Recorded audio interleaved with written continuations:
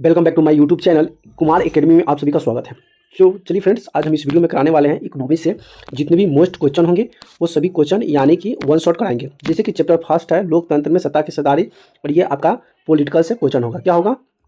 Political से, यानी कि लोकतंत्र में सत्ता की सरदारी। इससे जितने भी वन शॉट कहानी होंगे, सारांश होंगे, वो कराएंगे। फिर उसके बाद ऑब्जेक्टिव क्वेश्चन कराएंगे। ठीक है, तो चलिए सबसे पहले यहाँ से सॉल्व कर लेते हैं लोकतंत्र में सत्ता की सरदारी। वीडियो को स्टार्ट करने से पहले अगर आप इसको चैनल को सब्सक्राइब नहीं किए तो प्लीज़ चैनल को सब्सक्राइब जरूर कर लीजिएगा, और वीडियो को एक बार लाइक अपने दोस्तों फ्रेंडों के साथ भी शेयर जरूर कर दीजिएगा। तो चलिए यहाँ से हम वन शॉट कहानी सारांश देखते हैं। पूरा पाठ को हम एक नज़र में समझेंगे, एक नज़र में देखेंगे, और पाठ में क्या क्या बातें कही गई है। पाठ की अगर बात करते हैं कि पिछली कक्षा में हमने लोकतंत्र की जानकारी, क्या है लोकतंत्र की जानकारी के बारे में जाना, और इसमें जानेंगे कि अब हम यह देखेंगे कि सामाजिक विषमता, जातीय विषमता, सांप्रदायिक विधा, लिंग भेद जैसे तत्व लोकतंत्र को किस प्रकार प्रभावित करता है। लोकतांत्रिक प्रशासन की बात करेंगे। लोकतांत्रिक प्रशासन क्या है? तो व्यवस्था में लोग शासन के केंद्र बिंदु होते हैं। 1961 में मुंबई में मराठियों की संख्या 34% थी। क्या था? मुंबई में मराठियों की संख्या जो था 34% थी, जो 2001 में बढ़कर 57% से ऊपर हो गया है। दक्षिण भारत में चेन्नई, बेंगलुरु, हैदराबाद में विकास के कारण दक्षिण भारत मुंबई आने वाले संख्या कम हो गई है। लगभग 49% प्रवासी ही उत्पादन में कार्य में लगे हुए हैं। मुंबई में भारत सरकार के कई उपक्रम लगे हुए हैं जिसमें सभी भारतीयों को पैसा लगेगा। अगला है कि लेकिन, क्या है कि लेकिन, एक मिनट, लेकिन पिछले दिनों कुछ राजनेताओं ने अपनी इच्छा पूर्ति के लिए मराठी मनुष्यों की भावनाओं को भड़काया, जिससे फलस्वरूप उत्तर हिंदी भाषा क्षेत्र के लोग को बेरहमी से पीटा गया। अब वहाँ के जो मराठी जो लोग था, मराठी भाषाएं के लोग जो थे, उत्तर हिंदी क्षेत्र के जो लोग था, उसको बहुत पीटा गया, मुंबई छोड़ने पर मजबूर कर दिया गया। इसी प्रकार रेलवे भर्ती बोर्ड की परीक्षा में बिहारी छात्र के साथ मारपीट की गई, अर्थात मुंबई एवं कैमूर हिंसात्मक कार्रवाई को आधार पर क्षेत्रीय विभाजन हुआ था।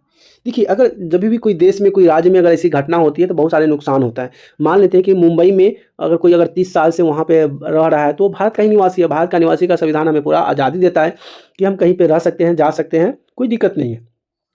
फिर महाराष्ट्र में ऐसा क्यों हुआ, जो बिहारियों को पीटा गया, और जो रेलवे भर्ती पूर्व परीक्षा में बिहारी छात्र जब वहाँ पे गए एग्जाम देने के लिए, वहाँ पे भी पीटा गया। मुंबई एवं मैसूर में हिंसात्मक कार्रवाई किया गया और क्षेत्रीय विभाजन भी, और उसे बांटा गया, जो कि अभी 2025 चल रहा है, और 2025 में भी घटना घट चुका है, जो कि हिंदी बोलने वाले को वहाँ से निकाला गया, क्योंकि भारत हमारा एक लोकतांत्रिक देश है और यहाँ पे सभी को आज़ादी है अपनी भाषा बोलने का, रहने का, खाने का, पीने का। तो वह क्यों बोले? उसको हिंदी आता है तो हिंदी बोलेगा, वो मराठी में बात क्यों करे? अगर आपको मराठी नहीं आता तो आप हिंदी में बात करो, आप बात नहीं करो, इंग्लिश में बात करो, बात खत्म। इसी प्रकार से घटना घटता है बेल्जियम में।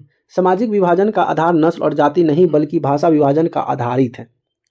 श्रीलंका में सामाजिक विभाजन क्षेत्रीय और सामाजिक स्तर दोनों पर है, लेकिन इसके विपरीत भारत में संस्कृत के अंदर, भाषाओं के अंतर और अंग्रेज विचरी जाति के बीच भी तनाव के कारण सामाजिक विभाजन बहुत ही जटिल है।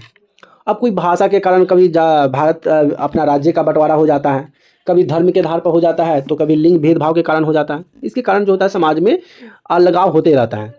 लोकतांत्रिक व्यवस्था को सामाजिक विभाजन के विभिन्न स्वरूप है। मुंबई, दिल्ली आदि ये बिहार के साथ हिंसात्मक व्यवहार के क्षेत्रीय भावना के आधार पर सामाजिक बंटवारे का एक उदाहरण में दर्शाया गया है। अब अगला मोस्ट इंपोर्टेंट टॉपिक है, इसको भी देख लीजिए। क्या कहता है कि सामाजिक विभाजन और राजनीतिक 3 तत्वों से निर्भर रहती है।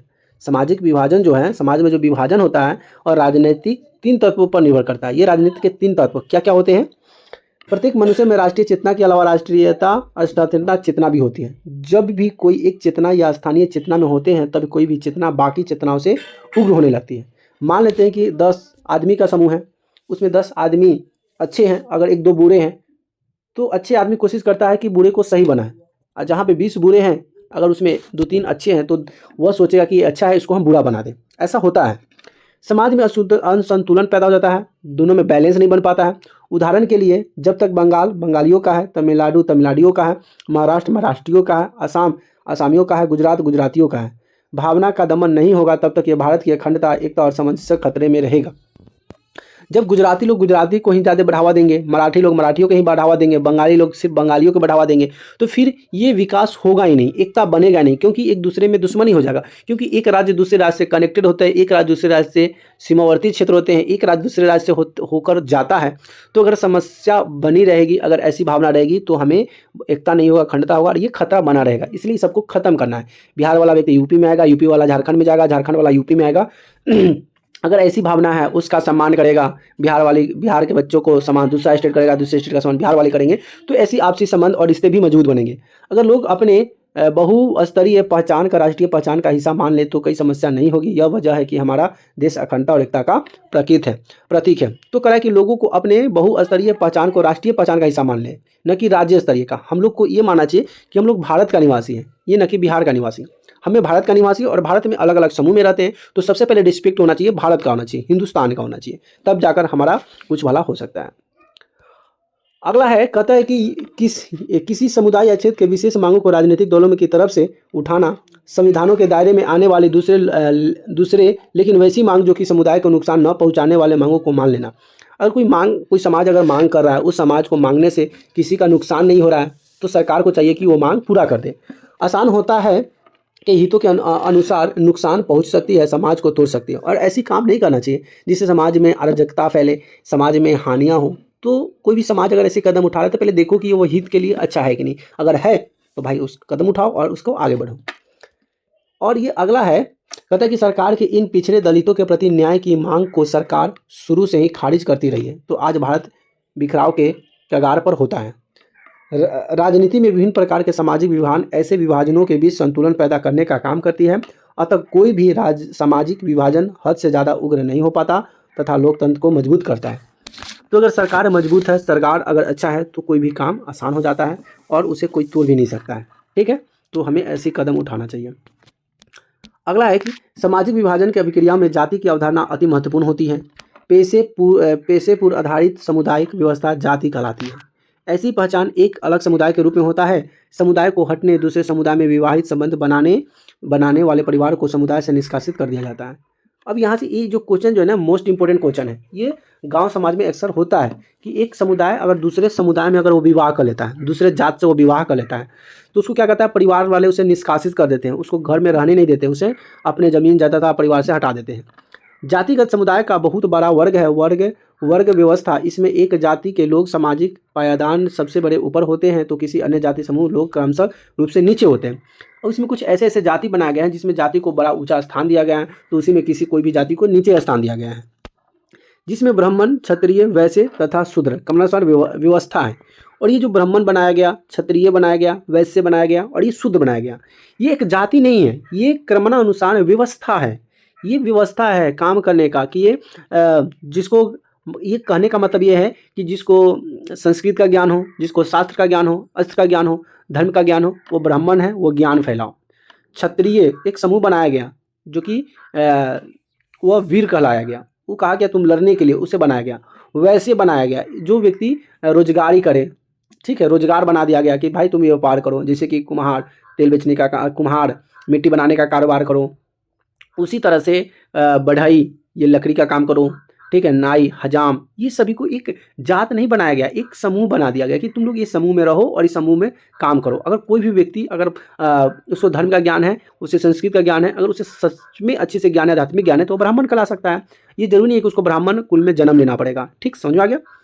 तो एक व्यवस्था है, इस उपस्थिति में जातियों के साथ छुआछूत व्यवहार होने लगा है। यह जातियों सत्ता के परिपूर्ण से वंचित रही है। अब ये सब ना एक छुआछूत बना लिया, पहले तो जाति था ही नहीं, और इस व्यवस्था के लोग सब छुआछूत मानने लगा कि ये काम करता है, कीचड़ उठाता है तो ये नीच आदमी हो गया।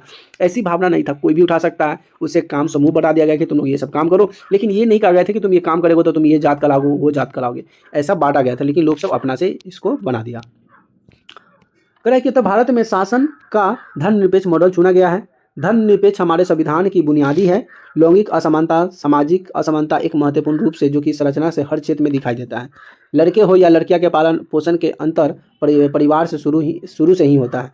जैसे कि कह रहा है कि लड़का हो या लड़की हो, इसका पालन पोषण जो होता है ये अपने घर से शुरू हो जाता है कि भाई ये लड़की है तो ये करेगी, इसको बाहर नहीं जाना है। लड़का है तो लड़का ये काम करेगा, ये काम नहीं करेगा, क्योंकि ये काम लड़की करती है। लेकिन ऐसा नहीं करना चाहिए। जो काम आज लड़के भी नहीं कर पाते वो काम लड़कियां भी करती है। जैसे कि एग्जांपल आप देख लीजिए, सिंदूर, ऑपरेशन सिंदूर, जिसमें 2 लड़कियां ही थी जो पाकिस्तान में घुसकर और बड़े बड़े कारनामा कर दिए। तो कहने का मतलब ये है कि हमारा संविधान कहता है सबको बराबर का हक लेके, लेकिन गांव समाज की जो सामाजिक असमानता है ये बहुत बिगड़ा हुआ है और ये कभी सुधरने वाला नहीं है।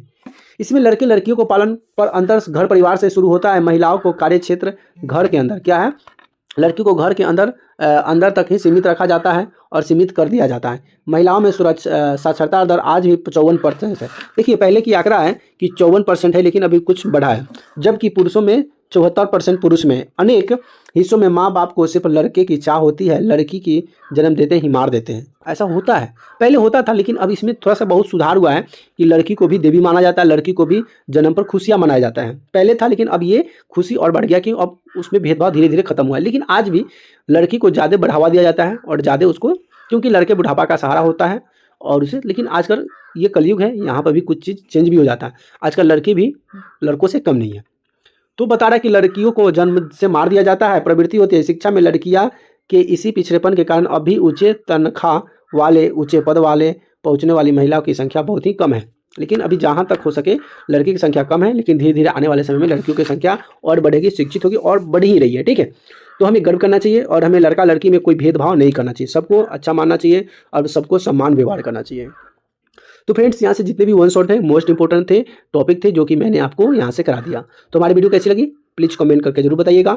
अगर वीडियो अच्छी लगी तो वीडियो को लाइक कमेंट शेयर जरूर कर दीजिएगा और चैनल को सब्सक्राइब नहीं किया तो प्लीज़ चैनल को सब्सक्राइब एक बार जरूर कर लीजिएगा। ठीक है, फिर मिलेंगे नए वीडियो में नए टॉपिक के साथ। तब तक के लिए जय हिंद, वंदे मातरम।